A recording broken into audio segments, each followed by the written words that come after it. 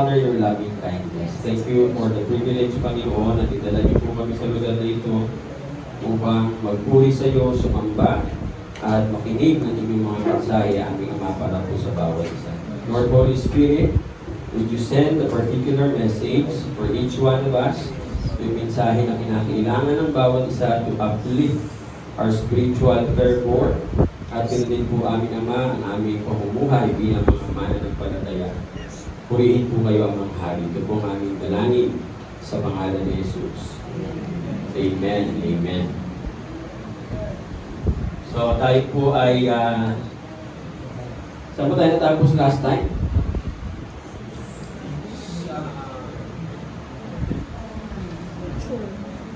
Parang 12, ano? Natapos natin yung 12.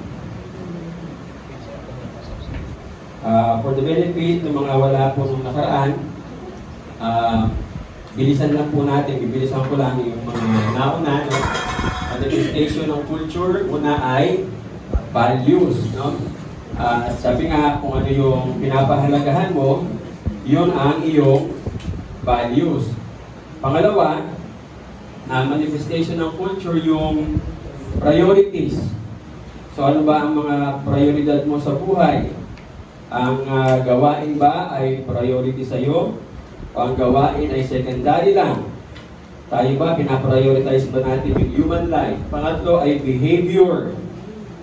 Sabi nga kung paano kang mag-behave, yan ang kultura mo. Alam natin pag ang tao galing sa Bisaya, alam natin kung galing ng Pampanga, mga magagarbo yan, mga Ilocano. Kahapon, nasa meeting kami, marami kami kausap ng mga Ilocano. Talagang tiisan. Gusto yung bibili ng pagkain. Sabi ko, Bishop, ako na bibili. Aasikon-sikmura natin ito. Kaya, sabi nga, alam mo kaagad, ano po, pakiramdaman. Sinong medyo pupulo ang sikmura. Pang-apat, yung tinatawag nating standard, bilang mga mananampalataya, mamamayan ng kaharian, dapat mataas ang standard natin. Pero hindi naman tayo perfectionist. Hindi po pwede po sa atin yung pwede na. Sabi nga, pagka may binibigay ka, ano ba, meron kang rireguluhan, sabi mo, marireguluhan mo ang presidente. Di ba binibigay mo yung first class? Pero bakit para sa church? Yung computer namin, hindi na nagagamit, bigyan na lang natin sa church. May mga ganyang kultura. No? Alisin na po natin yan. Kaya nga sabi, hindi nabibless ang mga member ng church, kasi yung kultura na yan. Yung second hand, hindi na gumagana, dalhin mo sa church. Ano ang church? Basurahan. Pakakala nyo sa church ay basurahan, kung pwede yun. No? Purihin ng Diyos tayo, hindi na po gano'n. No? Salamat po sa Panginoon at tayo po ay lumaya na. Sumunod po yung tinatawag na celebration. Tayo ba ay nagsiselebrate para lang mag-inuman? Kinakailangan ba ang celebration ay may inuman at happy-happy? Pagkatapos ng happy-happy, hapay-hapay? Lumalakad sa kalsada, pa-hapay-hapay? Dahil nag-happy-happy? Hindi ba po pwedeng mag-celebrate ng walang alak? Pwede po ba? Hindi. Ay, pwede. Masaya ba ang lahat? Hindi ba? Pag nag-celebrate ng walang alak, walang droga, ano-ano, uuwi ang lahat ng masaya. Bakit? Ang sentro ng celebration, sino? Ang Diyos. Pero pag nag-celebrate, nag-inuman, pagkatapos bago matapos yung celebration, sa mo may mag-aaway dyan. Alala niyo yung pumatay dahil sa piso? Piso lang.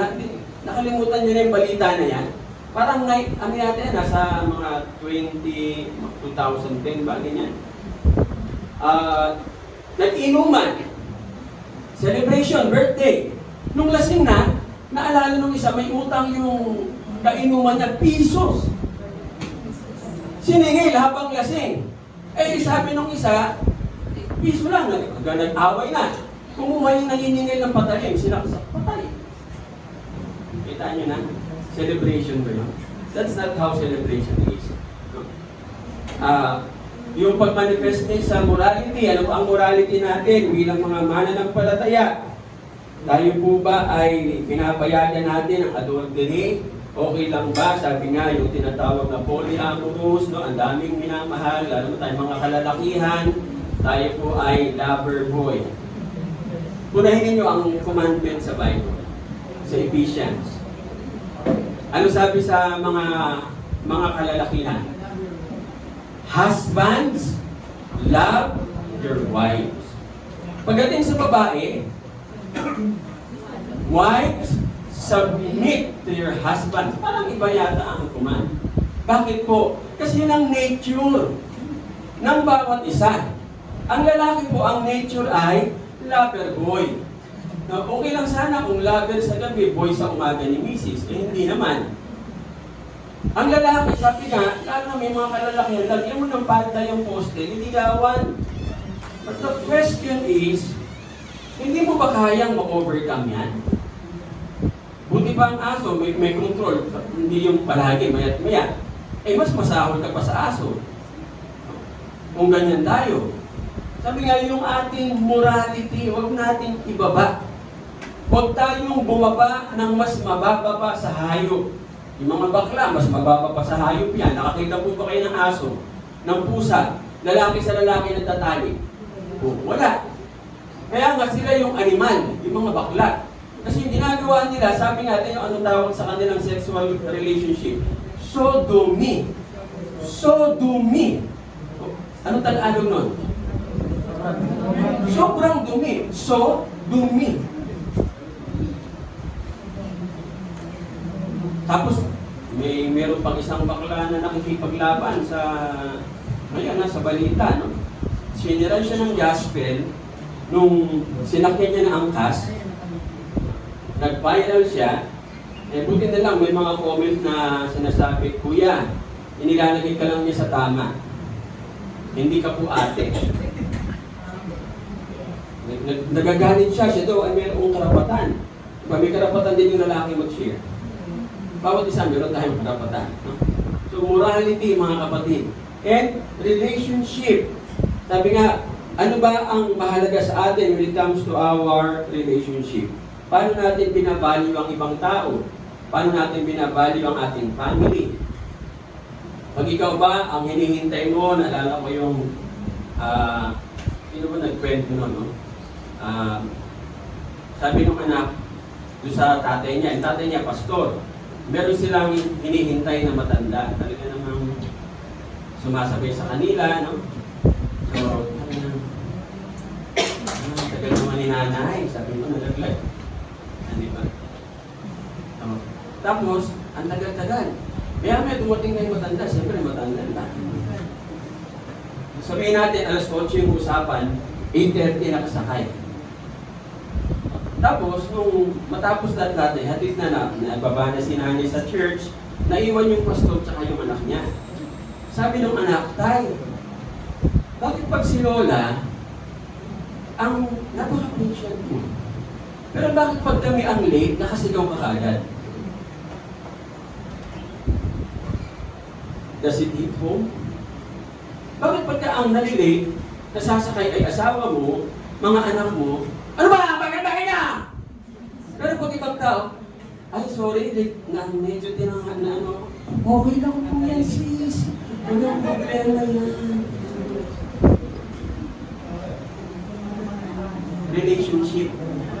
Saan ba nagsisimula ang relationship? At home. Sa bahay. Kung ano yung relasyon mo sa kapwa, sa ibang tao, dapat unahin mo yung family mo. Pasensyoso ka sa iba, tapos sa family mo, na-late na ng konti eh. Diba? Sabi ko nga kanina kay Isya, ano ba yan? Bakit yung ito hindi pa naka-on? Ito, nandun nakatago ng tumutong. Parang sinusulatan na yata ito ng mga taga. Kanina nakita ko. Sabi ko, excommunicate na kita. So ako po ay mag-o-ora pronobis na.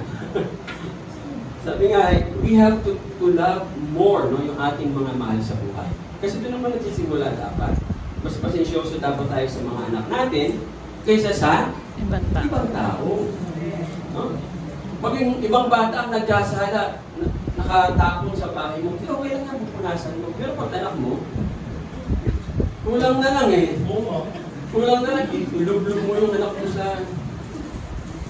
So, mga kapatid, no, relationship. Pangwalo, yung ethics. Sabi nga, no? Baka sabihin ko sa akin, Pastor, ano po ba ang ethics ba? Ito, hindi po. Ethics po, ethics. So, ano po ba ang ethics natin, mga kapatid? Is honesty the best policy or honesty the only policy? Ano po ba ang dapat? Only policy. Wala na pong iba dapat, no? Kasi mga mananampalataya tayo eh. Kaya dapat honest tayong lahat kahit ang mundo ay hindi honest. Nakakalungkot po ang reality na narinig ko, no? Sabi nung isang tao na Intel po siya, sabi niya, ang sinasabi ng mga Chinese sa atin, ganito. Nakakalungkot niya, parang sabi ko, parang gusto kong muhagin ng ABB at tumutin lahat ng mga yan. No? Imagine niyo ang mga Chinese, ito po ang pagkakilala sa atin ngayon. Kayong mga Pilipino, bobo kayo. Mga mukhang pera kayo. Kaya ang dali namin kayong sakupin. Nakita po niyo yan? Sabi ko nga doon sa Intel, siguro mali po. Bobo yung mga nasa gobyerno. At yung mga nasa gobyerno ang mukhang pera. Kaya dapat sabi ko, kung hindi lang po ako, Pastor, bubuhayin natin yung ABB. Tukutin natin lahat yan. Salamat sa Panginoon, Pastor na ako. Imagine niyo yan, nasasakop tayo. Dahil po saan? Sa tinatawag na ethics natin. Ang ethics ng mga tao sa gobyerno ay itik, hindi ethics. Puro ipot ang ulo. Sa mga pagkaan, imagine niyo si Guo, paano nakapasok yan dito? Paano nakakandidato? Alam na po ngayon na hindi siya Pilipino. At alam na rin po na doon siya sa Tarlac. No? Sa Tarlac po siya, doon sa lugar ni Guo, doon po siya, isa po siya sa mga trinain doon. Kasi nung nirate po yung farm na malapit sa kanila, sabi ni Caronda, mayroong basement at sa basement kumpleto ng gamit. Pwede kang mabuhay nang hindi umaangat ng 5 taon. Nasa Pilipinas po yan. Kaya 17 years, hindi niya alam kung ano ang itsura ng Pilipinas. Paglabas niya, ay marunong na siya manag-ano doon sa basement. Paglabas niya, Pilipino na siya. Ito pa po ang nakakalungkot. Nirate nila, pinalibutan ng NBI. Ang daming mga Chinese na nando doon. Inabot ng kinaumagahan bago na iserve yung warrant, no? At saka yung search warrant and warrant of arrest. Nung aarestuhin na nila, may nagdatingan na taga Bureau of Immigration. At sama ng loob nila, huli nila, inescortan papalabas yung mga Chinese. Sakitin po natin ang isa. Wala silang nahuli kahit isa. Bago lumabas, lahat po ng dokumento sinunog sa likod. Hindi sila makapasok kasi wala silang search warrant. Ibig sabihin pati yung judge. Kasabwat, inipit yung search warrant, binigay sa kanila, umaga na. Ang dami nang nagawa nung gabi. Tapos na. Ethics. Sabi nga, kailangan ipag-pray na natin yung mga nasa gobyerno natin. Ay iba, pinag-pray nyo pang kunin na sila ni Lord. Pinag-pray ko na po. Opo, pinag-pray ko na po. Every morning, yan po ang prayer ko. Panginoon, lipulin mo na po lahat ng masasama sa gobyerno. Hindi sila kaya ng hustisya, pero kaya po sila ng hustisya. May nakikita na po ako namamatay, unti-unti. Pag may namamatay, ang prayer ko, Panginoon, praise the Lord. Itataas po ko ng kamay, madaling araw. Purihin ka, Panginoon, may namatay ng taga-gobyerno. Yan po nakikita kong solusyon. Para mapalitan sila ng mga tamang tao. Kahit nga po ang China, pinag-pray ko. Ang prayer ko po sa China, Panginoon, lahat ng miyembro ng Communist Party ng China, lipulin mo po. Kasi may mga born again po sa China. Nasaan sila? Underground. Bakit hindi sila maka-above ground? Because of the Communist Party. So kung mamamatay lahat yan, pati yung mga sundalo na PLA, no? People's Liberation Army, itong mga born again makakaangat. Sila ang mamumuno. Samahan niyo ako sa prayer. Pag-pray na po natin kasi napakadelikado na po ng kalalagayan po natin bilang bansa. Anytime soon, pwede pong mabubula tayo ang presidente natin ang salita Chinese na. Ano ang siya nga? Masang natin ng Marcos. May ewan ko si Brother Pitt, marunong na yata ng Chinese ito eh. Pagka nasakop tayo, magpapalit siya ng Chinese citizenship. Chinese lang siya. Pero sabi nga, kasama po natin yung lumalaban. No? Okay, pang-siyam yung tinatawag natin social norms. No? Ano po ba ang norm natin bilang mga mananampalataya? Normal ba sa kabataan na sex before marriage? Normal na ba ngayon yan? That's the norm. But as kingdom citizens, papayagan ba natin? Huwag natin payagan. Dahil kung anumang pinapayagan natin, yun ang natutupad. Pang-sampo, yung tinatawag na pananamit. The dress. Kung ano yung damit mo, nagmamanifest ng culture mo. Sabi nga, ang isang babaeng pokpok, kung manamit, yun ang kultura niya. Halos ginawa lahat. Pero kung hindi ka naman po nagtatrabaho sa beer house, abay, huwag mo namang ilaylay hanggang dito yung iyong... Hindi po yan ang paraan para makaakit ng lalaki. Kahit sabihin na ikaw ay, lagpas na ng kalendaryo, huwag mo namang ipaglabasan lahat. Bakit po? Ito po ang tatandaan ninyo kababaihan. Lahat ng bagay na mamahali nakatago. Yung mga bagay na mumurahin nakabuyang-yang. Hindi po ba? Pumunta kayo ng department store. Pag ang hahanapin mo mamahalin, halimbawa, nakita ko po yan. Bibili kami ng kape. Meron kaming kapeng paborito ni Hani. Medyo mahal nga lang. Nung hinanap namin, wala. Nagtanong kami sa attendant, doon sa Pure Gold. Ba't wala na yung kape na ganito? Ay, sir, nakatago po. Bakit? Mamahalin po yan. So kung yung kaluluwa mo, ipinagbubuyang-yangan, mumurahin ka lang. Walang lalaking siseryoso sa'yo. Tandaan niyo yan. Kahit anong henerasyon ang dumating, kababaihan, kabataan, kahit anong henerasyon pa yan kay Gen X, Gen Z, Gen Y, Gen Q, kahit anong gen, ang lalaki ay lalaki pa rin. Walang lalaki na isinishare niya yung babae sa ibang lalaki. Minsan nga lang, magkatinginan lang, hindi po ba? Ako nga, matignan lang nawawala minsan yung aking pagiging holy. Jogging lang po yun. Nag-jogging kami. May unang daan, nakatingin. Tingnan natin mamaya. Pangalawang balik, nakatingin na naman. Malayo pa. Haharangin ko na eh. Sabi ko, kanina ka pa. Wala bigla. Bilis. Wala pong lalaking ganyan. Huwag kayong maniwala. Kung sa tingin ninyo, kabataan, o kahit may mga, sabi nga kahit ikaw ay byuda na o ano man, ikaw ay naghahangat pa, huwag mong ibuyang-yang yung sarili mo. Kung gusto mong respetuhin ka, ayusin mo yung pananamit. Sabi nga, itago mo. Kasi mamahalin yan. Pag mumurahin ka, ilabas mo ng todo. No? Magsuot ka ng pantalon, butas dito. Hindi na sila magsasabi, wow, hindi, wala nang ganun. Dadaan-daan ka na, pinagsawaan ka na, tingin pa lang.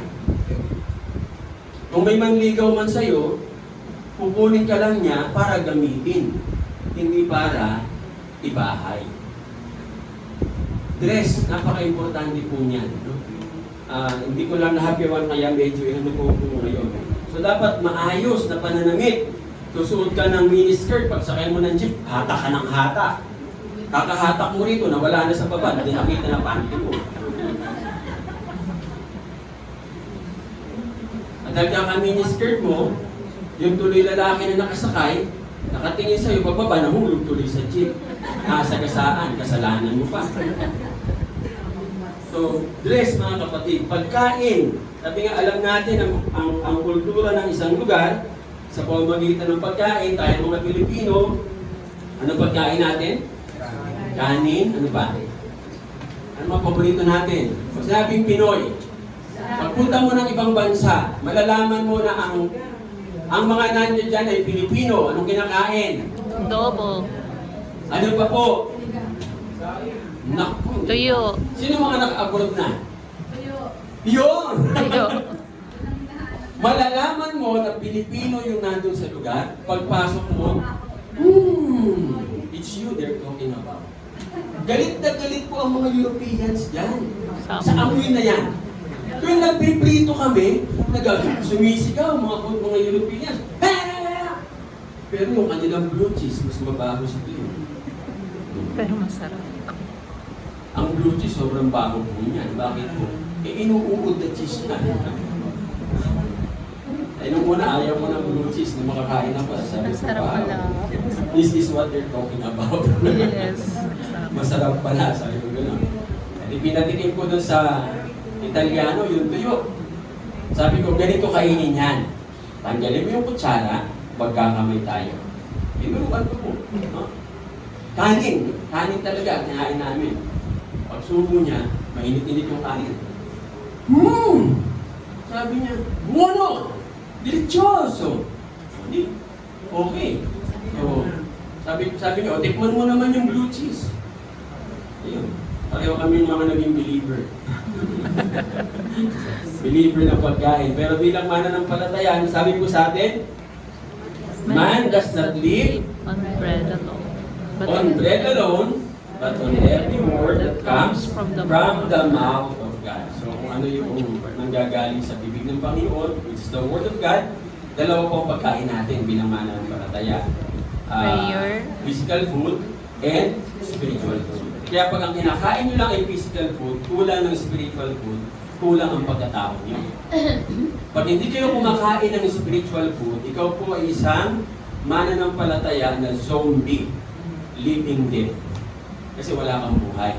Saan nagagaling ang buhay natin? Sa spirit. Amen? At sumunod yung permits. Ano yung mga pinapayagan natin? Pag hindi natin pinayagan, mga kapatid, tandaan nyo, hindi mangyayari yan. Tayo mananampalataya. Pag sinabi natin, hindi po pwede, hindi po pwede. Doon natin malalaman yan kung ano yung pinag-pray natin.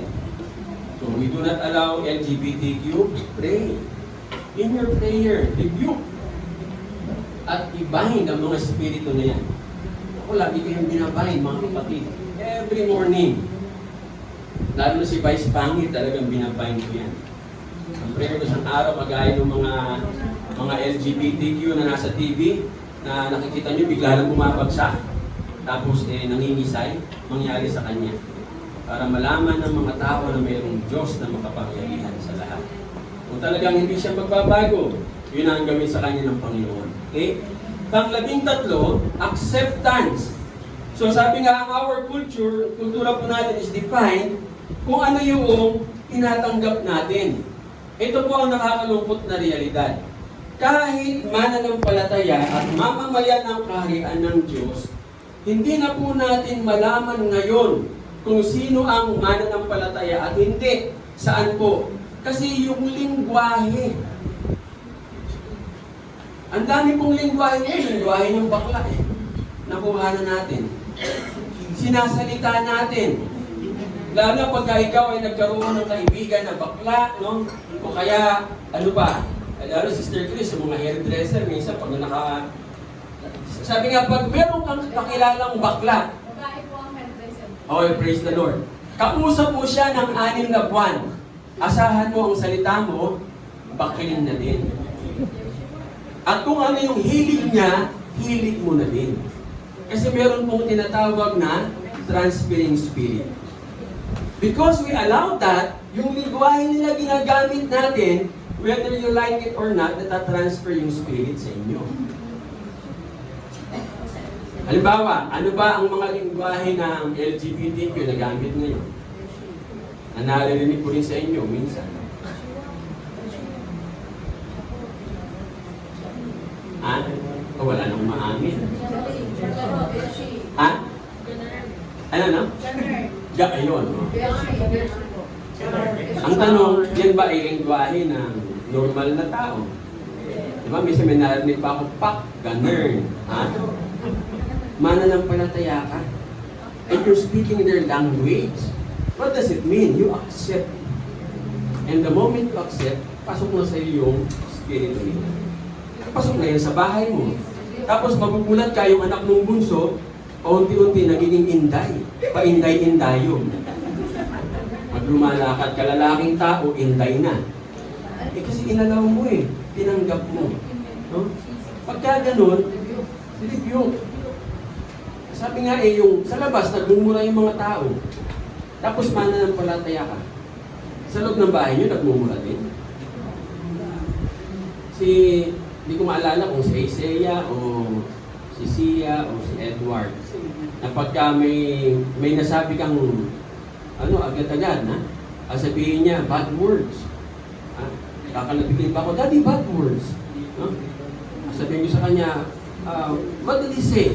Kasi mga English yung mga yan Ngayon lang din na naging English. What did he say? Can you say that? No, it's bad words. Can you spell it? It's bad word. I cannot spell. Kasi naituro. Kahit may narinig sila sa labas, wala kang maririnig sa bahay na uunatig punma. Parang alam yata ni ano yung unatig punma. O kaya, minsan kinakastila pa. Yung mga narinig din akong ganyan. Ang mundo ganon, tayo hindi na. Do not accept. Kahit makarinig tayo ng mga lengguwahe ng bakla, huwag niyong tanggapin sa tahanan ninyo. Because the moment you accept that, sabi nga, eventually, yung bagay na yan ay hindi na bago. It will not be new anymore. Kahit sa mga anak mo, normal na lang yun. No? Yung anak mong bunso, magugulat ka, ang lingwahe, pabading-bading na. Bakit? Naririnig sa atin. So manifest yung kultura na hindi natin tinatanggap yung mga bagay na makamundo. Kaya nga sabi dapat lagi tayong alert at careful tayo palagi na i-evaluate ano yung mga naririnig natin, tatanggapin ba natin o hindi. Bilang mananampalataya at mamamayan ng kaharian ng Diyos, meron tayong responsibility to refuse. Amen? Kasi pag hindi mo yan tinanggap, automatic yan pababa. Ikaw ang nanay, ikaw ang tatay. Kung sa iyo unang narinig, ay di lahat na. Hindi po ba? Nanonood kayo ng mga comedy. No?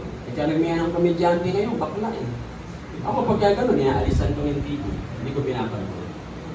Bakit? Kasi siyempre matatawa ka Alam nga namang pigilin mo yung tawa mo. Tapos sisihar ka, tsaka ka bubunghalit ng tawa. Parang wala na, umalis ka na lang. Huwag mo nang pakinggan. So makikita nila na you do not accept. Kasi nagagalit ka nga, tawang-tawa ka naman kay Vice Pangit. Tawang-tawa ka kay sino sa Itbulaga, si Paolo. Sino pa? Si Alan Kay. Tawa ka ng tawa. What does it mean? Ina-accept mo. So do not accept. Pang 15. Ilan na po ba ito nang sabi kong nakaraan?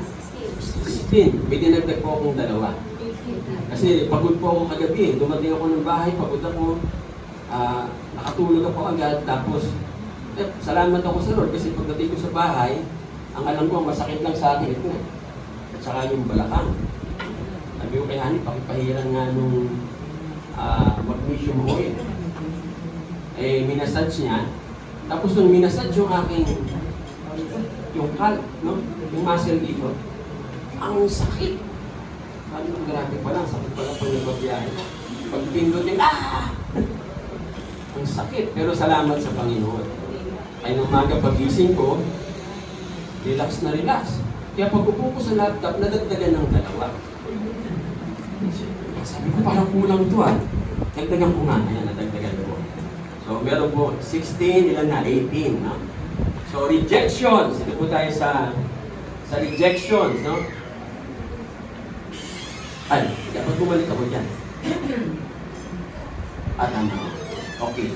So, sa rejection po, yung ating culture, minamanifest po kung ano yung nire-reject natin.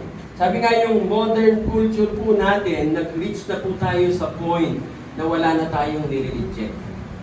Hindi po ba? LGBTQ. Okay na, no? May batas na. Ano pa? Same-sex marriage. Nasa final reading. Pero kung pwede po tayong kami nagpaplano na pumunta ng Senate at mag-rally. Kasi yes, we pray, pero we have to show them that we do not accept that. We reject. Kasi kami po unang tatamaan, mga pastor. Pag nagpakasal sila, pupunta sa amin, sila po pipili. May karapatan sila. At hindi namin kinasal, kulong po kami. Kaya nga po hindi ako nagre-renew ngayon ng license. Sabi ko nga, hindi ako magre-renew ng license, Panginoon, hanggat hindi ko nakikita. Para pag lumapit sa akin, magpapakasal, wala akong lisensya. Manap ka ng may lisensya. So, safe po tayo. Imagine mo, mapukulong ka dahil lang doon, walang kakwenta-kwenta. So, meron po tayong tinatawag ngayon na political correctness. Di po ba? Di po ba pagka ikaw ay nagsalita ng hindi tama, ano sasabihin sa'yo? You are not politically correct. Diba, sabihin mo, bakla! Oh, you are not politically correct. Ano po sila? Third sex. Hindi natin nire-reject, hindi po ba okay lang? Pero sabi nga, ako wala po akong pakialam. Kaya kasuhan niyo ako kung ano man, basta sasabihin ko ano yung sinasabi ng Biblia. Because I also have the right. May rights din po tayo. Hindi lang sila ang may rights. Yun nga lang, ang pinapalabas lang ng media, parang sila lang ang may rights. Hindi, may rights po tayo. May karapatan tayong sabihin din kung ano yung alam natin. Meron tayong freedom of speech and expression. So sinasabi nila, hindi nga politically correct, yung immoral, moral na, no? And so on and so forth. Yung kultura po natin ngayon, nire-reject na po yung very idea of absolute. For example, the absolute truth is what? What is the absolute truth? Na talagang hindi mo na po pwede talaga sabihin, mababago mo pa yan.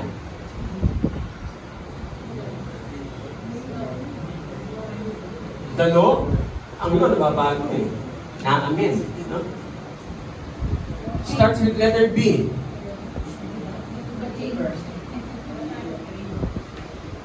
Hindi po.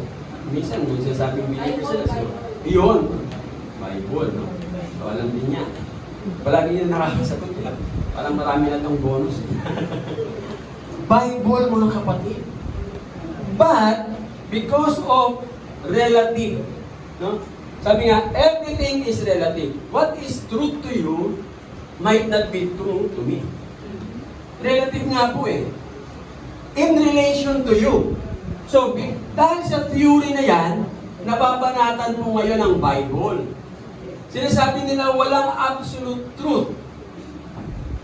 Alam niyo ang contention ko palagi sa mga ganyan?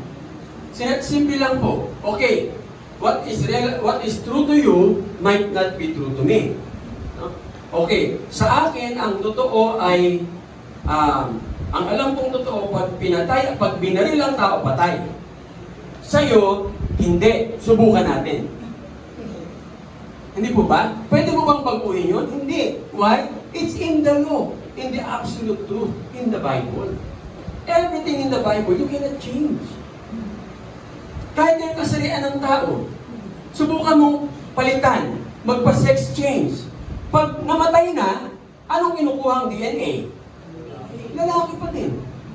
Alam nga naman pagkuha ng DNA, lalabas yung kanyang DNA, ba din gumagano'n na yun.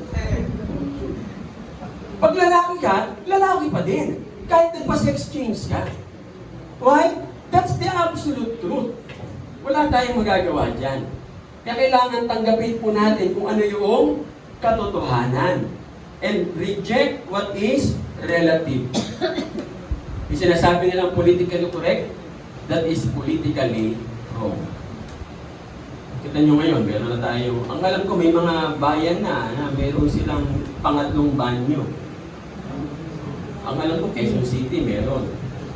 Sa Marikina, Parang sa Marikina, may nakita ako sa City Hall. Ako kailan yung inilagay. Doon sa banyo, paano nakita ko sa taas, question mark lang eh. Wala silang nakalagay na ano. So bahala ka. Siguro, ibig sabihin, ano ka ba? Babae ka ba? Lalaki dito ka. Kung hindi mo alam ang kasarian mo. So we do not accept that. Let's reject. Sabi nga, bilang mananampalataya, meron po tayong, sabi nga, kakayahan, no?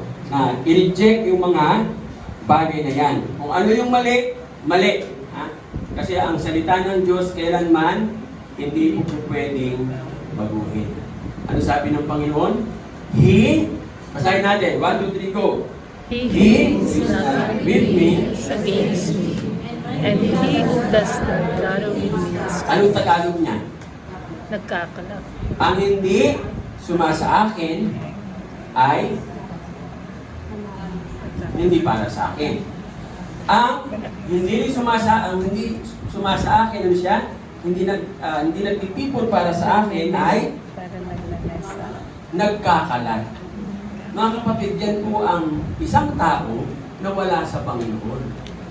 Nagkakalat. Tignan yung mga bakla, nagkakalat. Hindi po ba? Pakalat-kalat. Tapos magreklamo pagka napapatay sila. Eh, gabing-gabi na. Gabing-gabi na. Sabi nga, lumilipad pa, dar na. Pag wala ka sa Panginoon, tandaan mo, nagkakalat ka. Kahit sa ang anggulo ng buhay mo tignan, mapa negosyo, mapa family, or relationship, if you are not with Jesus, you scatter. Pakalat-kalat ka lang, no? Sabi nga, hindi tayo po pwedeng mundo tapos sa Panginoon. Ha? Dapat tandaan natin, merong tama, merong mali. Pag mali, mali. Pag tama, tama. And we have the rights to reject. Amen? Pang-16. Hindi na lang. Pang-15 pala. Distinction. So yung culture po, nagmamanifest sa ating distinction. Ito po ang tanong. What distinguishes us from other cultures? Bilang mananampalataya at mamamayan ng kaharian ng Diyos, ano po yung masasabing kakaibahan natin sa mga hindi mananampalataya? Meron po ba? Nakaranas na ba kayo na kayo ay nasa mall, bigla kayong nilapitan o saang lugar at tinanong ka, ikaw ba ay born again? Yun. Ibig sabihin, may nakikita silang distinction. Sabi nga, what makes the kingdom culture distinctive, no, from the culture of the world? We reject what is wrong. Sa atin po, pagka mali, mali. At lalong-lalo na yung tinatawag po na inward, no, yung inward culture. Ano po yan? Yung character, yung values mo, yung norms mo, and morality. Bilang mananampalataya, ano sabi ng bilin sa atin ng salita ng Diyos? Basahin natin. You were once darkness, But now you are light in the Lord. live as children of light. Amen. No? So mamuhay tayo bilang mga anak na kaliwanagan. Hindi anak na nasa kadiliman. Subukan niyo maglakad sa dilim. Hindi po ba? Pag hindi, yun nga lang mag-brown out eh. Ang dami nagsisigawan. Ba't nagsisigawan? Ba't hindi natakot? No? Takot eh, baka may lumabas na multo. Ang tagal na sa church, takot pa rin sa multo. So anong distinction mo? Ang tagal mo ng born again, takot ka pa rin sa ibis.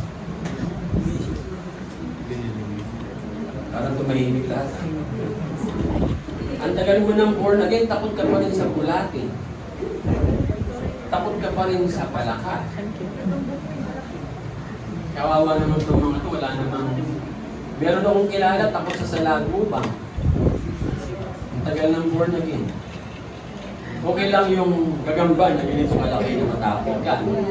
Pero yung salagubang, tasan kami ng takot sa salagubang, siyempre walang maangin. Kami nung bata kami, nilalaro lang namin yan sa lagubang. Di ba? Ngayon ang kabataan, takot sa sinabi ko ba? Kaya hindi ko maintindihan. Kasi sabi nga, yung utak ng kabataan ngayon, nadali ng kultura ng mundo. Sabi nga, yaks, kadiri. Kaya tuloy pag may ibis, di mo na marinis yung lugar. Iyayin niyo sa Isaiah noon, sa Isaiah, nung bata, in Jesus name, pag may ibis. Malig pa yan, no?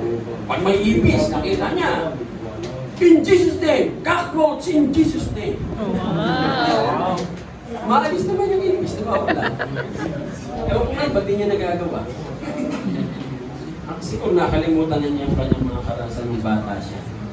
So, distinction, live as children of light. 16, yan, quality standards, mga kapatid.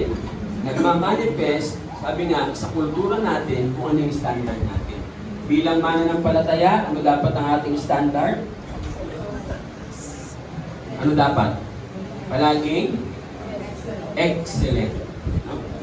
We give that to the king. Sabi nga, in everything we do, kingdom citizens should always be on the cutting edge of excellence.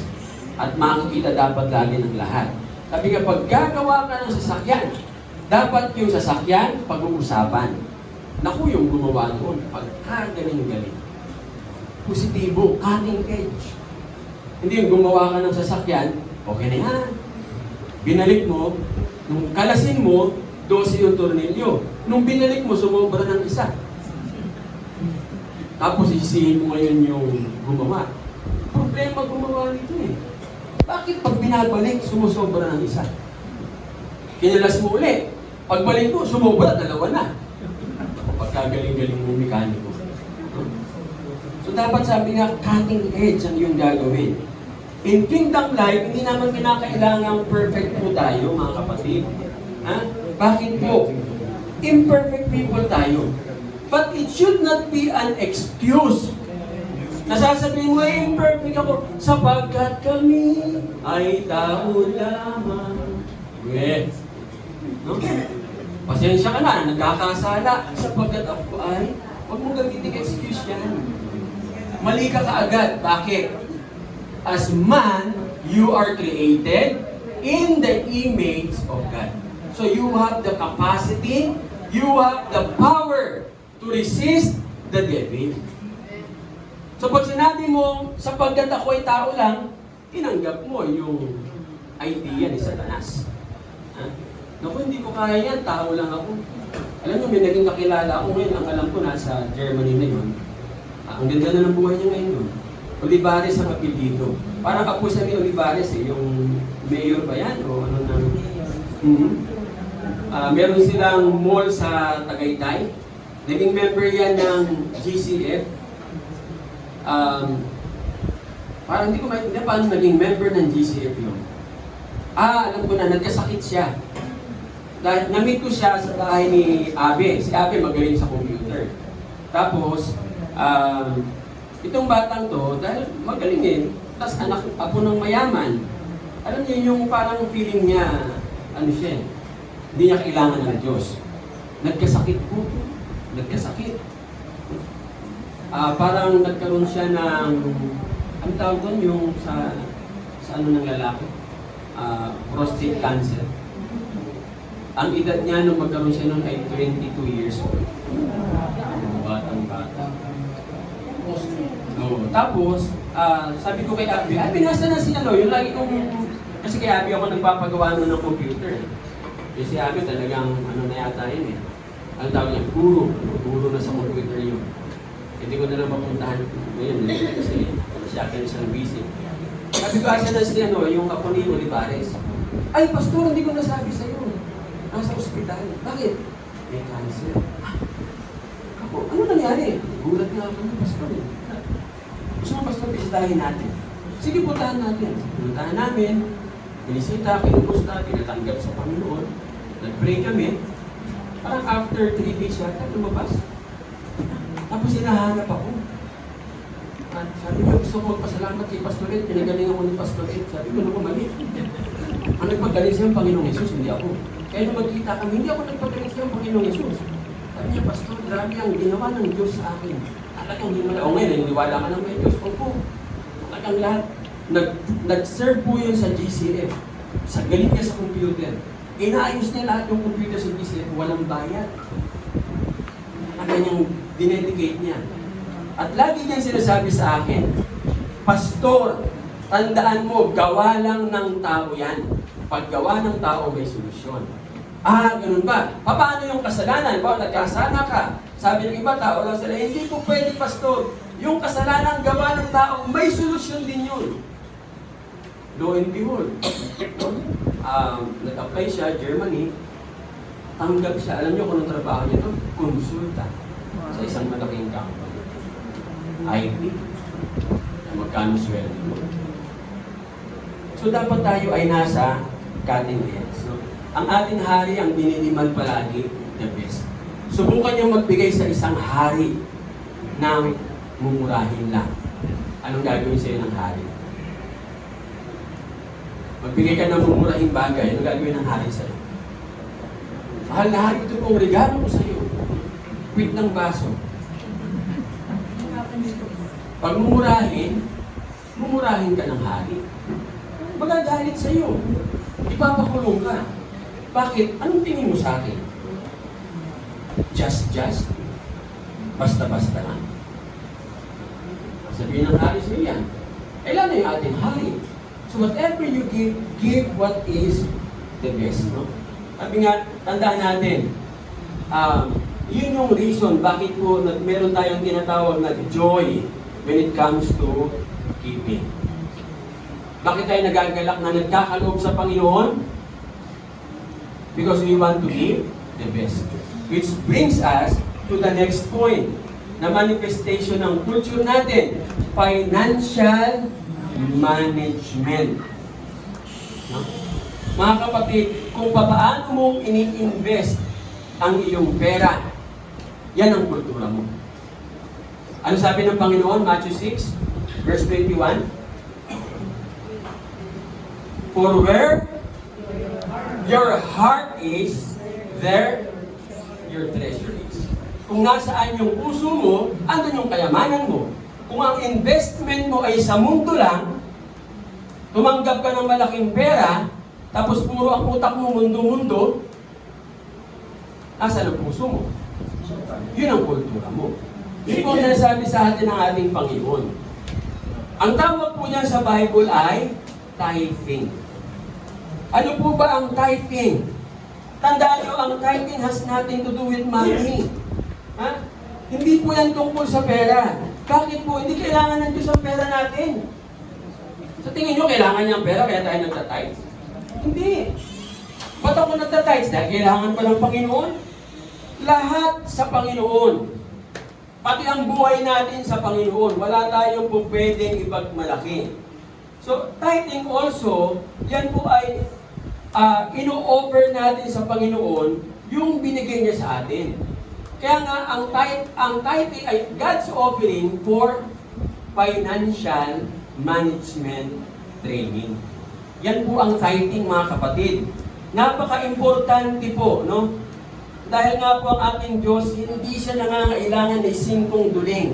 And yet, challenge niya tayo na mag-tithe. Ang problema po natin, pag sinabing tithing, akala natin kaagad, pera. Hindi po ba? Lahat naman, yung kaagad ang iniisip, no? Hindi po. Tinitrain tayo ng Panginoon. Halimbawa, may 10 sapatos ka. Tithing po yan, ha? 10 ang sapatos mo. Ang isa dyan, hindi sa'yo. It belongs to the Lord. It's not yours. Hindi po ba? Meron kang 100,000. 10% yan, hindi sa'yo. Sa Panginoon po yan. Yung 24 hours. Okay. 24 hours. No? Ilan ang 10% niyan? Ha? 2 hours and 40 minutes. Tapos sasabihin mo sa akin, Pastor, wala po akong time mag-pray. May utang ka sa Diyos. 2 oras sa loob ng isang araw. Hindi po pera lang ang tithing, mga kapatid. Kaya huwag niyo sabihin sa akin, hindi po ako makapag-pray. Pag hindi ka nagpipray, may utang ka sa Panginoon. Because that's your tithe when it comes to your time. It does not belong to you. In the 24 hours, 2 hours and 40 minutes is not yours. It belongs to God. Kaya pag sinabi mong nagpipray ka ilang oras, Pastor, 30 minutes, may utang ka pa rin, utang na loob. 30 minutos kang nagpipray, ilan ang oras mo? 2 hours and 10 minutes. Kaya nga hindi umaayos ang buhay mo. Akala mo ang prayer 30 minutes. Sino ba nagturo ng prayer 30 minutes? Isang pari yan na nagturo niya. No? Alam ko, Salesian Christian. May libro pa siya. 30 minutes prayer. Sa Diyos ba yan? Ilang oras sa Panginoon? Would you not spend an hour? May utang ka pa rin. 1 hour and 40 minutes. That's tithing. Because everything belongs to God. Don't ever tell me tithing is just about money. No. Ang tithing po ay lahat-lahat. Sabi nga, you try to gain money, money is not your problem. Management is your problem. And tithing is offering us not about money. Ang tithing po, tinuturuan tayo ng management. Ano po ba ang sabi sa Psalm 24?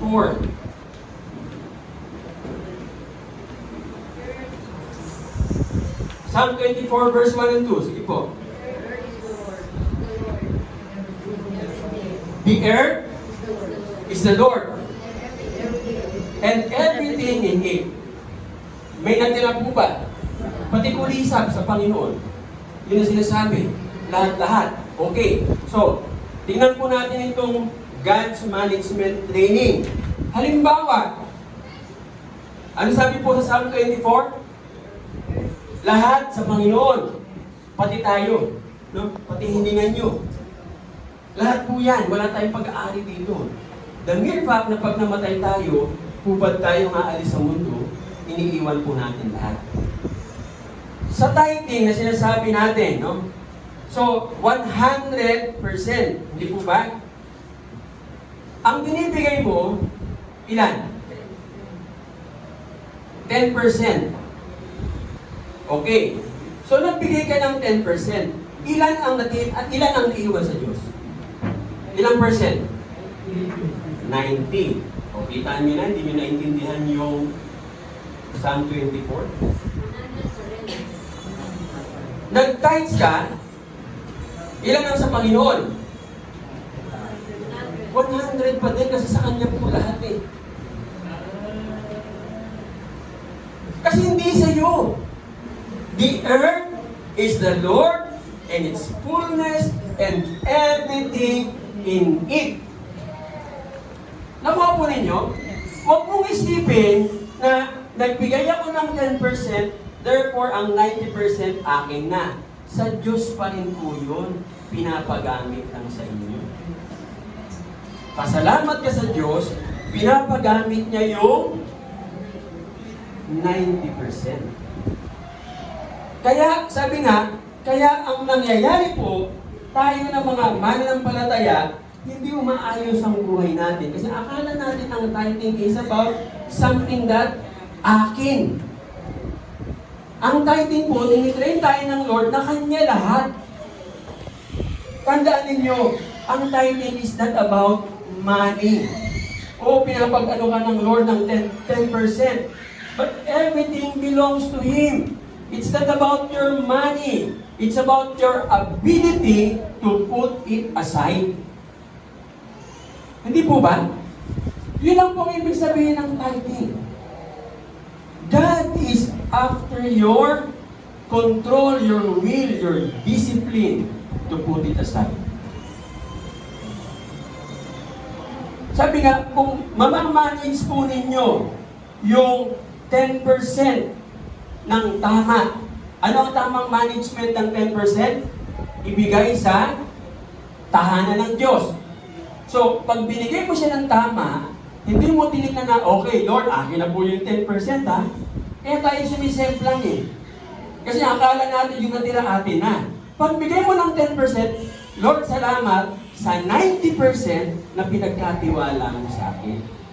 Give me wisdom, Lord, how to manage this properly. Eh, hindi eh. Pag bigay mo ng 10%, ginano mo yung 90% para kang magnanaka, akin na to, akin na to, akin na to. Sabi ng Lord, hindi mo mamamanage ang tama yan.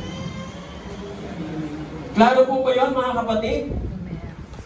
Tandaan nyo, once you manage the 10%, manage the 10% properly, God will be so much happy to trust you with the 90%. Yun nga po ang problema, napaka-unfaithful mo sa 10%. That's why you keep losing the 90%. Halimbawa, sabihin natin, halimbawa, no, ako ay baka magpaprati sa'yo ako. Amen. Halimbawa, next week, bigyan ako ng Panginoon ng 50 million. Ilan ang 10%? No? 5 million. Ha? 5 million. 500? 5 million. 5 million. Okay.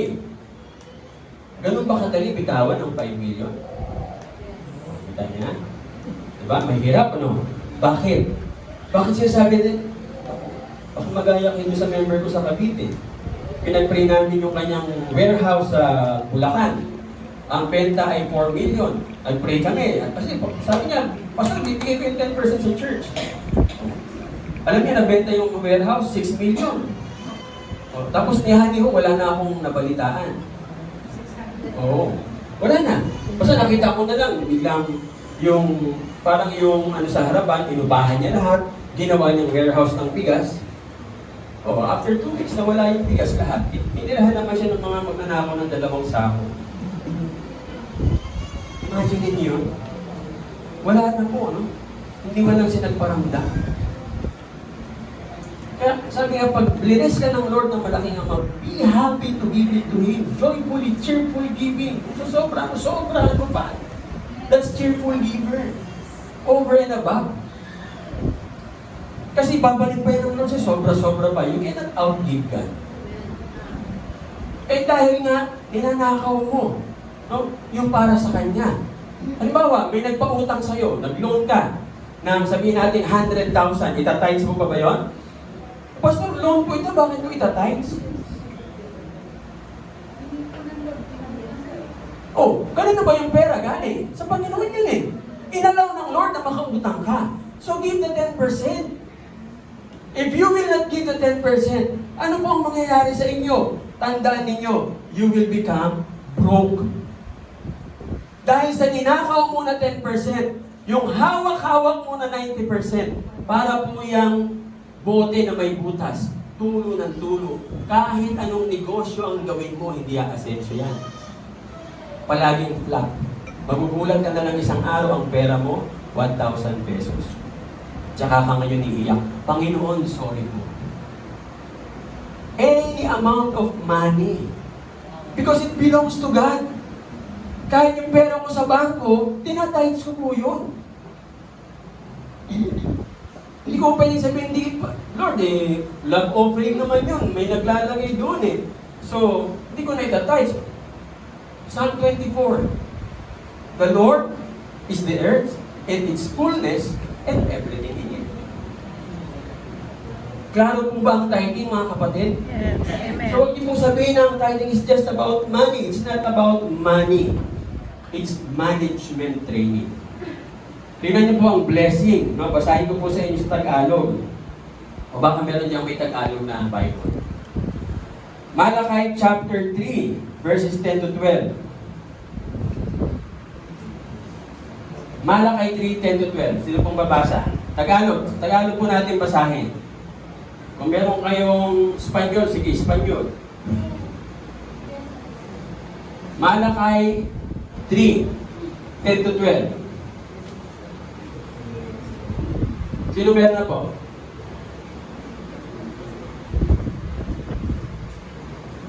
Meron na? Dito meron na? Wala? Wala kayong Bible app? O, social culture. Nakita niyo nga, no? Doon pa lang eh. Walang cellphone. O, yung may mga cellphone. Pag wala kayong Bible app, yan ang kultura ninyo. Nasa church ka, pero wala kang Bible app. Sabi mong mananampalataya ka, pero walang Bible app. Ha? Pero may TikTok ka. O, warning po sa mga nagti-TikTok, ha? Kahapon, kakasabi lang po sa amin ng Intel from Malacanang. Ginagamit po yan ng China. Yan po talaga ang pang-spy nila. Kaya sila po pag nagpe-present ng mga important na mga messages, pinapapatay po ang cellphone, malayo. Hindi niyo ba na po na? Nagkukwentuhan tayo, nandiyan ang cellphone. Parang gusto kong kumain ng Jollibee. Pag open mo, puro ads ng Jollibee. Kasi po, ang mga cellphone natin may spyware ng China. Kaya napasok tayo, ganun kadali lang eh.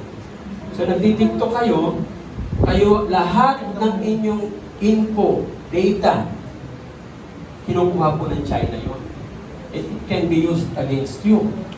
Yung mukha mo, kukunin yun, gagamitin yung AI, gagawa sila ng ID, ikaw ang nakalagay. Tapos na disgrasya, kukunin, ikaw yun. So wala ka nang magagawa. So TikTok pa more. Huh?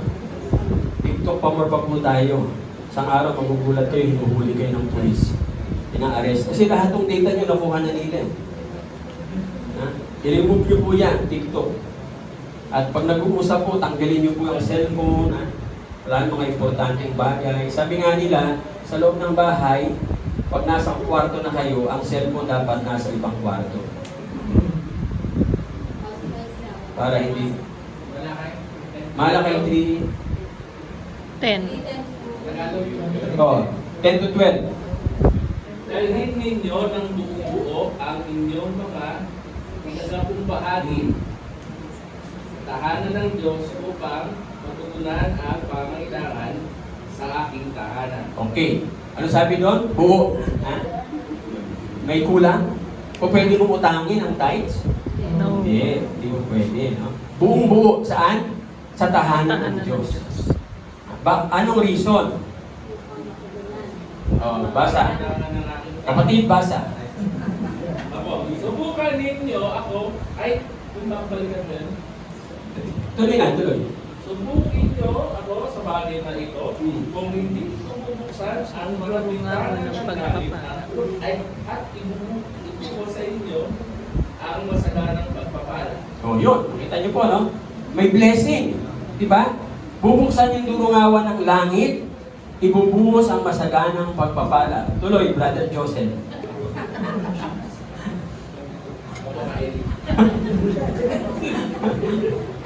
Ano, 11. Hindi ko rin hahayaan sa nalantain ng mga balang ang inyong mga pananim at mamununga na ng sagana ang inyong mga kabasan.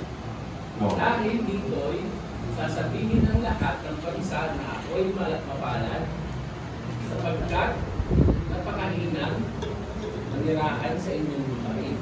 Sabi ni Yahweh na mga pangyarihan. Amen. Nakita niyo yung protection? Yes. Hindi sasalantarin ng balang. Ibig sabihin, kung dadalhin natin sa finances, pag ikaw ay nag-invest, hindi malulugi. Pero pag ikaw ay nalulugi, may utang ka sa Diyos. Kaya huwag niyo sabihin na, hiniram ko lang to. Lahat po itinatides. Kahit yung hiniram, pati hininga natin, tinatides yan. Because everything belongs to the Lord. Amen? Klaro po ba? Ang tithing? So, inalaw ng Lord na may discuss yan. No? Siguro sa mo pasir ay may plano ang Panginoon na ayusin ang buhay para nang sa ganun tuloy-tuloy ang biyaya ng Panginoon. 18. O to, lasan po tayo. Worship. You can never worship what doesn't have worth to you. Kaya nga po, worship. No? Yung worship is worship. So, anything that becomes more worthy than God is your idol. Kaya galit na galit ang Diyos kasi siya lang. He is the only one that is worthy of our worship. Kaya nga, siguro minsan ang Panginoon hindi nakikinig sa kanta mo. Bakit po? Kasi mas mahalaga ang kanta than the one you are singing it about. Mas importante yung song. Is it possible na ikaw po ay preoccupied about your song, the sound of your song, than the one you are singing the song to? Ano ba yung boses ko, man? Medyo, ano ba? Okay ba to, mga, remember me? Okay ba yan, yung gagamitin kong boses? Saan po nangyari?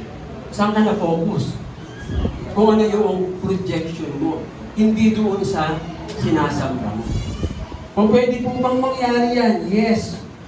Minsan, mas concerned pa tayo kung ano yung lalamanin ng prayer mo kaysa doon sa dinadasalan mo.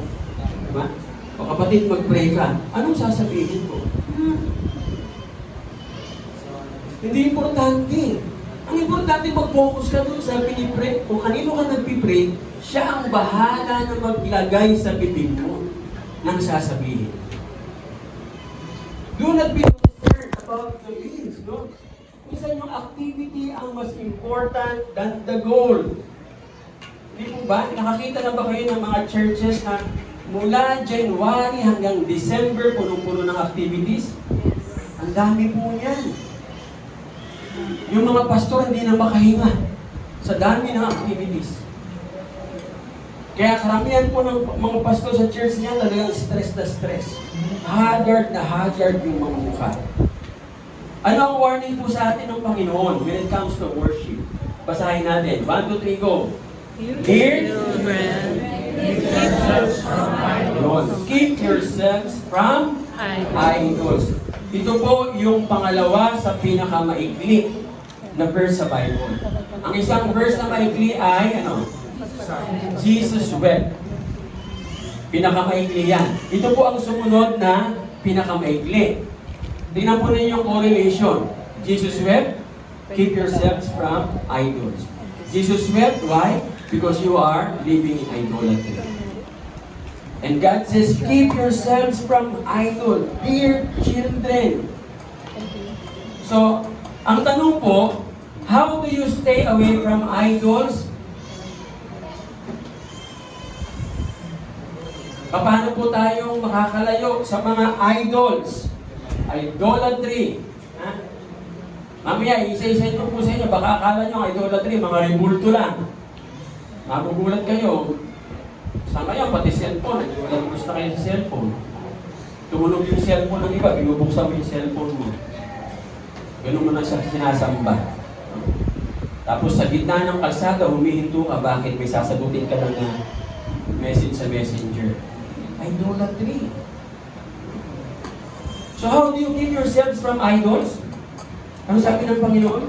Ano ang solusyon na binasa natin? Keep yourself. Bakit po keep yourself from idols? Kasi they are always creeping in. Gumagapang palagi pagpunta po sa buhay natin. Minsan mayroon kang iniisip, biglang papasok yung mga bagay na hindi ayon sa Panginoon. And you have to keep watching. Kailangan bantayan nyo palagi yung kasalanan na yan. Bakit? Because something will come that is more worthy than the one you are worshiping.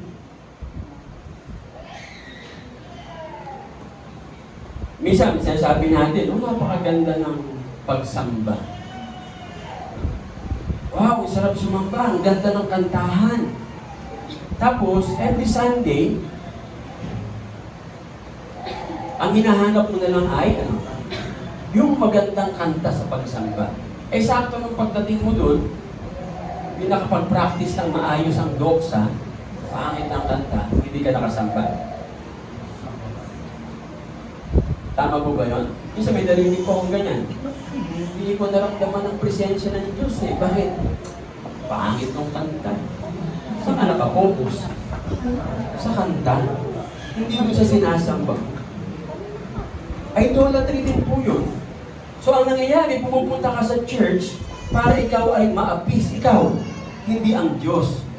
Without you realizing it, nabubuhay ka na sa idolatry. May mga worship team na ang kanilang mga kanta sobrang tataas.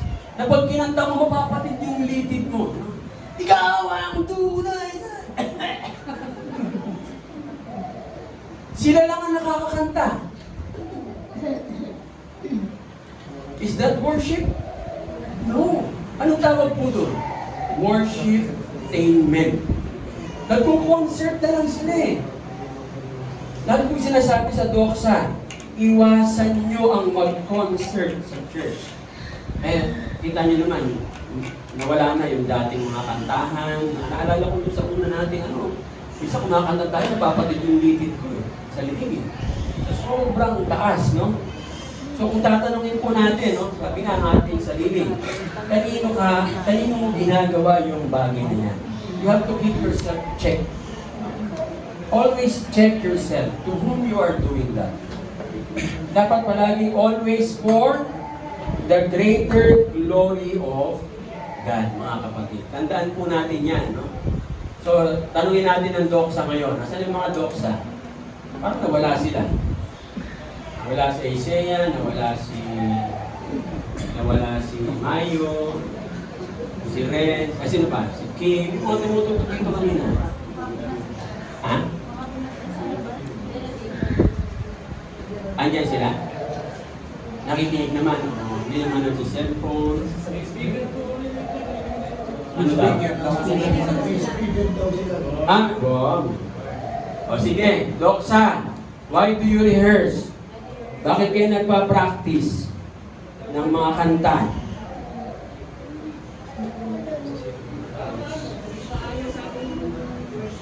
Worship. Please. Ha? Para maging maayos ang para may order. Okay? Ano pa?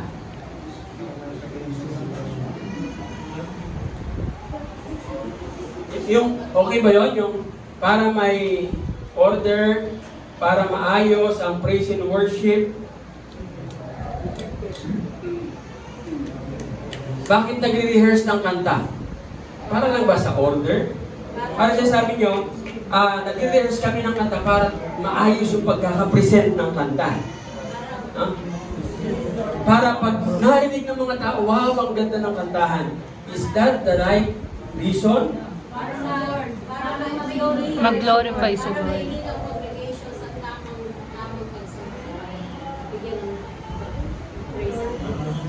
Okay. Nandito ba sila to lead you into singing?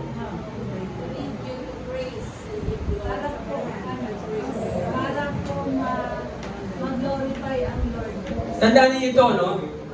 Doksa, makinig kayo, tayong lahat po. Whenever you're doing the things that you're doing in the right, sabi nga, yung right perspective, the rest will follow. Hindi mo kinakailangan na pagandahin, sabi nga, kaya ako ito pinapaganda para yung mga tao. Hindi. It's your heart. You rehearse the song so that you can present the song. Ikaw. Dadalhin mo yung kanta sa mahal na hari. Hindi para i-lead ang tao. Kasi pag kakanta ka to lead the people, may tendency na kailangan ma-please ko yung tao. Kailangan maganda sa pandinig nila. Tandaan ninyo, kahit ang sintonadong kanta, pag tama ang puso mo sa pagsamba, gagamitin ng mahal na hari yan. Magugulat ka na lang, sintonado ka, pero ang dating sa kanila, pagkaganda-ganda. We rehearse because we want to give the best of worship to the King, not to lead the people. Amen? Kasi pag inilid lang natin ang tao, ano ang end result natin? Ang end result natin ay to please. Diba? Pwede tayong maging man pleaser. Everything. Ako bakit pag ako'y mag-study, gusto ko yung pinaka-the best. Because I want my king that whenever I speak, natutuwa siya, pumapalakpak siya. I want to give glory to Him. Kaya nga ayaw ko nung ini-introduce ako ng mahaba. Pag tinatanong ko, Pastor, paano ka introduce? Sabihin mo lang, isang dating makasalanan, niligtas ng Panginoon. Tapos, yun lang. Huwag mo na akong banggitin. Dito, ganun. Wala na yun. Hindi importante yun. In worship, what is important is the heart of worship. Alam niyo, na-experience ko yan one time sa isang conference ng mga pastor. Umattend doon yung isang, Hudyo siya, na born again, na worship leader. Tapos sabi niya sa amin, usually whenever we worship, ang utak natin, may gitara, may drums. Sabi niya, no, whenever we worship, we just want to give the King our best worship. Yun lang po sinabi niya. Pagkatapos tumalikod na po siya, nagsimula po siyang kumanta ng simpleng kanta. Alam niyo po kung ano kinanta niya? I worship you, all my God. Yun lang. Walang instrumento.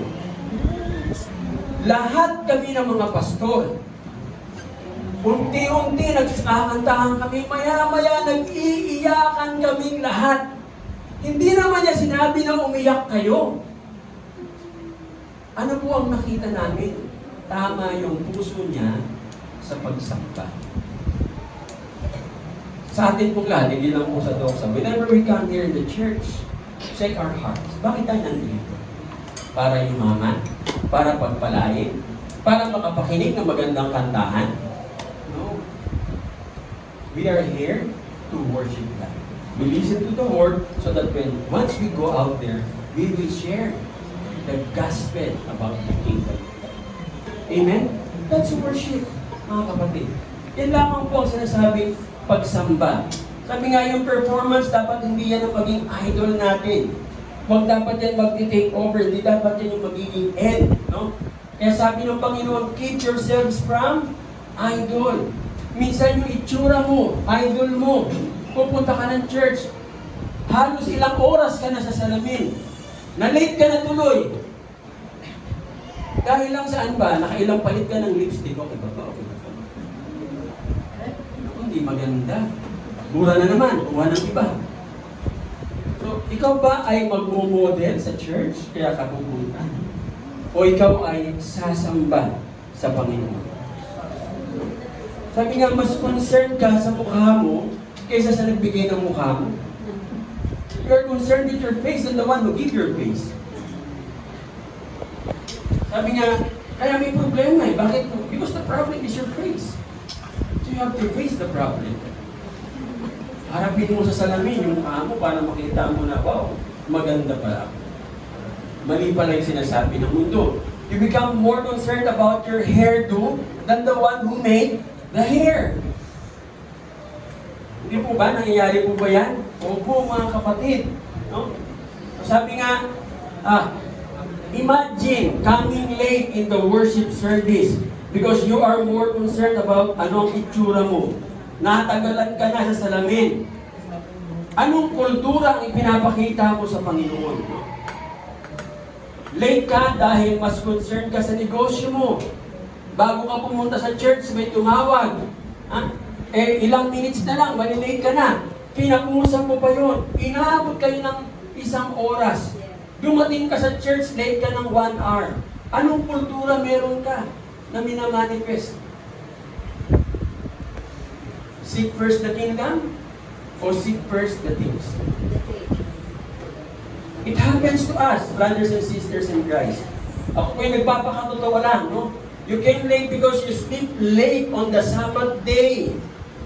Kasi mas mahalaga yung alin, yung ML,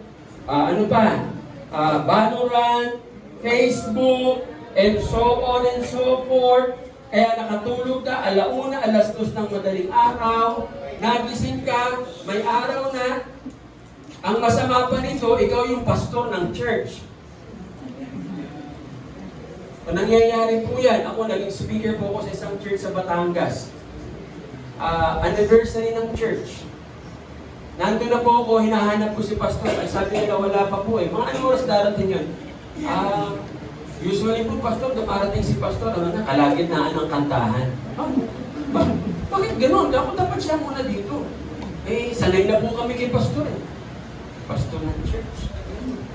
Tapos ang gusto niya i-preach ko about blessing, mag-bless yung church. Sabi niya, pastor, bigyan mo kami ng sikreto. Paano mabibless ang church kagaya ng church niyo sa ano? Kasi kami yung pinakamalaking church noon doon eh. Sabi ko, hindi naman yan about contest ng paramihan. Hindi, pastor. Ambunan mo kami ng blessing. Ako po yung mag-aambun ng blessing. Pagdating ko, nalaman ko ano problema. Si pastor. Sabi ko, anong oras darating si pastor? Mga pastor, isang kalahatian ng kanta ng praise and worship. Isang pagkatapos na. Ako, sige, hintayin natin. Mabuti naman bago matapos yung kanta, dumating si pastor. Hindi, time ko na mag-preach. Nag-preach na ako. The number one hindrance of blessing in this church. You know who? Who? Sa tao? Yes. It's you, pastor. Diretso mo lang.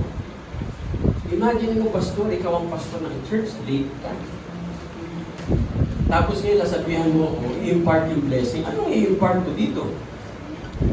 Sabi ko nga sa kanila, gusto niyo ma-bless ang church? Opo, tanggalin niyo si pastor. Diretso, ginanong ko. Yung po yung pastor. Sabi ng mga elders, huwag naman po, bigyan natin ng church. Gusto niyo mag-bless, hindi po ba? So, ayusin niyo si pastor. Tulungan niyo si pastor yung maging maayos. Kasi pinapakita po dyan kung ano ang kultura mo. Your culture shows what is important para sa'yo. Anong sabi po ng salita ng Diyos? Basahin natin. 1, 2, 3, go. After Moses had down the mountain to the people, consecrated them. They washed their clothes, then said to the people, prepare yourself for the third day.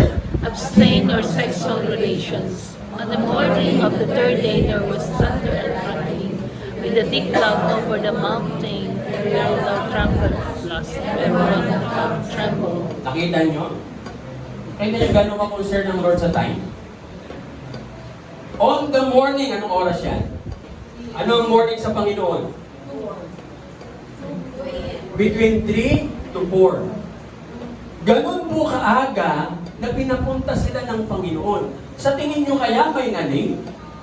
Wala. Bakit po? Sigurado ako ang late ito tatamaan ng kidlat. Kumukulog nga eh. Tapos tayo, sinasabi natin, Lord, mahal na mahal kita, and then you came late every Sunday. What culture do you have? What is the most important to you? Is it your sleep? Is it your business? Your outlook? Your hairdo? O ang Panginoon? Kung ang Panginoon ang importante sa'yo, unahin mo siya.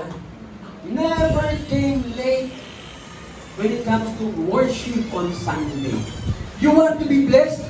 Change your lifestyle. Hindi mo pwedeng i-bless ka ng Lord, lagi kang late. Aba, it takes two to tango. Kung ganyan din lang ang worship mo, ibig sabihin, mas mahalaga yung tulog kaysa sa worship. So you find sleep more worthy than worship. You are not worthy to serve God. Sabi nga, magtanong tayo, magbago na tayo. Dear children, sabi ng Panginoon, keep yourselves from idol. Anything that you give more importance is your idol. Hindi ka po pwede magsabi sa Panginoon, Panginoon, pagpalagi mo po ako, pero dumarating ka ng late. It's a sad reality, mga kapatid, but it's happening. Ano sabi ng Panginoon sa Exodus? You shall not bow down to them or worship them, for I, the Lord your God, am a jealous God, punishing the children for the sin of the fathers To the third and fourth generation of those who hate me. Kita nyo, sa kasalanan ninyo, may madadamay pa. yung anak nyo, hanggang saan? Fourth generation. So kung hindi ka na-bless, hanggang sa fourth generation, parurusahan ng Diyos. Let's give importance to God. No? Sabi nga, naisip niyo ba yung sinasabi dito ng Panginoon, those who hate me? Naisip niyo na ba na, would I hate God? Meron bang, sabi nga, meron bang proof na magsasabi na we hate God? Yes. When you put more worth on other things. Mas mahalaga ang isang bagay. Liwanag ko sabi niya, no? Liwanag ko sabi, you shall not bow down to them or worship them. Ibig sabihin, binigyan mo ng halaga. Ano yon? Yung sasakyan mo, yung bahay mo, anak mo, no? Kapatid mo, asawa mo. Sabi ng asawa mo, muna tayo mag-church kayo kasi inaantok ako. Sige, mahal na mahal kita. Asawa ko, mahal na mahal. Hindi tayo mag-church. So, dalawa na kayong condemn. Tapos, condemn yung buong family. Kasi you give more worth in his living. That's your idol. Do not bow down to them. Alam niyo yung word na hate sa Bible? It's a horrible word. Kasi yung angry, medyo okay pa eh. Pero yung hate, imagine niyo, those who hate me, na-imagine niyo na ba na, pwede ba akong magalit sa Panginoon? Pero nagagalit pala tayo sa Diyos. Pag meron tayong idolatry. Amen? So, remove that, brothers and sisters in Christ. Anything that would cause, sabi nga ng bagay na yan, no? Alisin po natin. Kasi, ang common conception about us is that we love God. Mahal natin ang Diyos. Sino ba ang hindi nagmamahal sa Panginoon? Yung nga lang, anything more worthy than God can cause you to hate God. Kaya ito po ang sinasabi sa atin ng Panginoon. Sabi nga, ano ba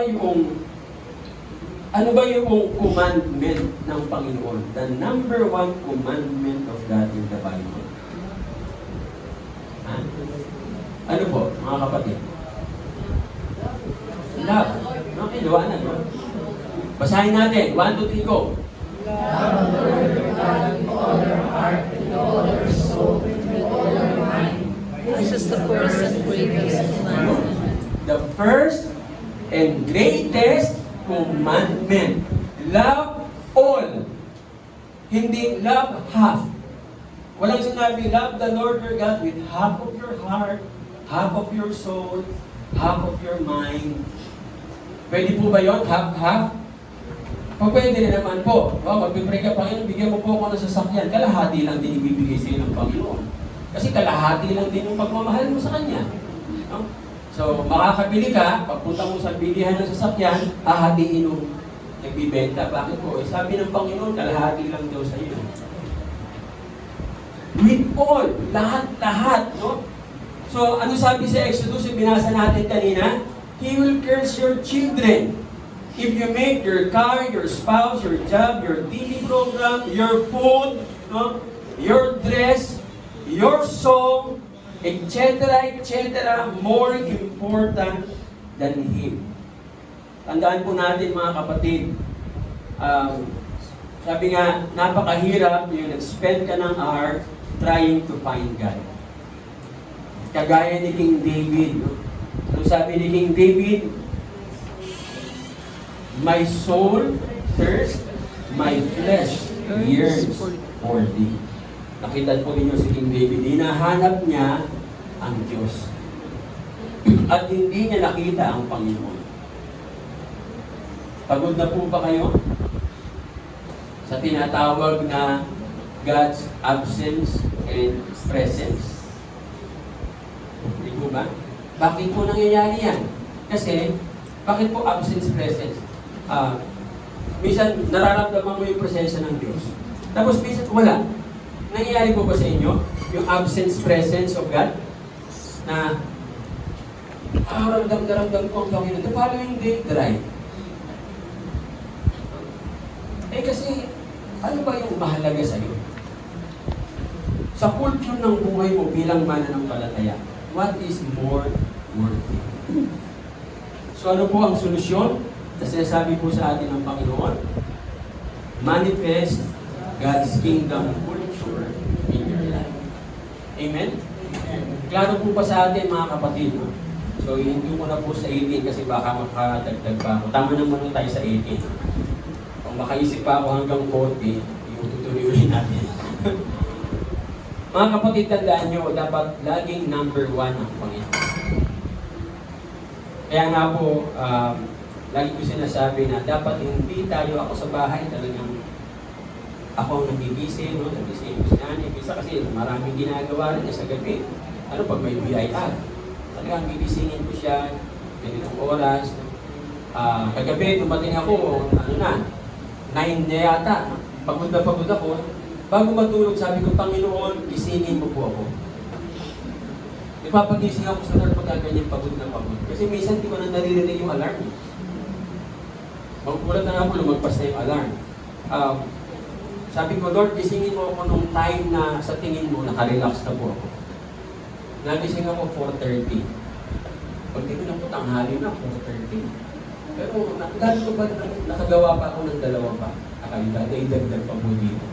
Kasi fresh na fresh ako, pag-isip ko yan, daming, actually 4 ang pinaisip ko pa, may 2 pa nga ako. Kasi sabi ko, Lord, tama na yung 2. Baka magreklamo na sila. So mga kapatid, ito po ay sinasabi sa atin ng Panginoon. These are the things that we need to manifest. Kung gusto mo ng presence, and presence of God. Hindi yung absence, presence, ang hirap nun. Para ka nakasakay sa tsubibo, di ba? Angat, baba, angat, baba. Ang gustong buhay ng Panginoon, diretso, pataas. Kasi hindi naman po pwede na ang Panginoon ipi-bless ka. Siya lang ang bigay ng bigay. Kayo po, nagbibigay ba kayo sa anak nyo na hindi marunong mag-thank you? Sino ang binibigay nyo? Yung pag binigyan mo ng pera, nag-thank you na, may hug na, may kiss pa. Susunod na lapit yan sa'yo, hindi mo na pasasalitain. Diba? Oh. Susunod na lapit yan, pag yumakap na, naku, alam mo na, naku, yung na. Eh, yung hindi marunong mag-thank you, pag abot mo, parang parang kidlat na naman. Saan yun? Magugulat ka na lang. Wala. Sunod na balik. Daddy, di ba ang hirap pununin? Pag pagsalita, kasi maabot doon sa wala eh. Andito na sa talampakan, wala akong papuno. Pero yung marunong mag-thank you, minamanifest yung culture ng thankfulness sa buhay. How much more our God in heaven. Amen? So let's manifest the culture of the kingdom. Ano sabi sa Bible? And everything shall be added unto you. Amen. Let's bow our heads and come to the Lord in prayer. Our Father in heaven, salamat po amang hari sa inyong kabutihan sa bawat isa po sa amin. Purihin po kayo, Ama. Luwalhatiin po kayo. Dakilain po kayo sa mensahe na pinagkaloob niyo po sa amin. Panginoon, tulungan niyo po kami na may pahayag, may pakita po namin ang kultura ng inyong kaharian sa aming buhay. Makita ng lahat ng taong una sa aming tahanan at sa mga kapitbahay at nang sa ganun Ama, pati ang aming bansa. Maimpluwensyahan po namin ng kultura ng inyong kaharian. Gamitin niyo po kami, Lord, mightily. Kasi yun lang naman po, Lord, ang reason kaya po kami nandito sa mundo. To give you glory, to praise you, and to enjoy you forever. Salamat po ng maraming hapon. Ito po ang aming dalangin sa pangalan ni Jesus. Amen. Amen. Dako po tayo sa video.